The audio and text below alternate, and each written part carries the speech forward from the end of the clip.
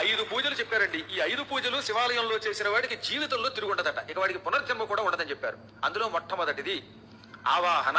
శివుడి దగ్గరికి వెళ్ళగానే ఇలా 2 చేతులు పెట్టి ఆవాహయామి అనండి. ఇది మొదటి పూజ. రెండవది ఏమిటి? ధ్యానం. శివుడికి సంబంధించిన ఏదో ఒక శ్లోకం భక్తితో చదవండి. మీరు ఏ ఆలయానికి వెడితే ఆలయంలో ఉన్నటువంటి దేవుణ్ణి స్తోత్రం చేయండి. స్తోత్రం చాలా గొప్పది, దీనికి ధ్యానము అని పేరు అనమాట. భగవంతుణ్ణి వర్ణించేటటువంటి కవిత్వమునకు ధ్యానము అని పేరు. ఆ ధ్యాన శ్లోకాలు చాలా గొప్ప ఉన్నాయి. అందులో ముఖ్యంగా శివుడికి వందే శంభు ఉమాపతి మరి ఒక శ్లోకం ఉంది, చాలా ఇష్టం తెలిసిన. ఇలా ధ్యానం చేయండి గుళ్ళోకి వెళ్ళి. వెంటనే దానివల్ల ఈ జన్మలో కావలసిన భుక్తి లభిస్తుంది. ఇంకా మూడవది ధూపం.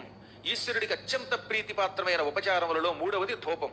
ధూపం బాగా ఇస్తే, శివుడికి బాగా సాంబ్రాణి వెలిగించి లేక అగరత్తులు వెలిగించి ధూపు స్టిక్కులు వెలిగించి పొగ పెడితే వద్దంటే డబ్బు వస్తుంది. ఇక దీపం వెలిగిస్తే జ్ఞానం కలుగుతుంది, ప్రదక్షిణ మహాపాపాలు తొలగిస్తుంది.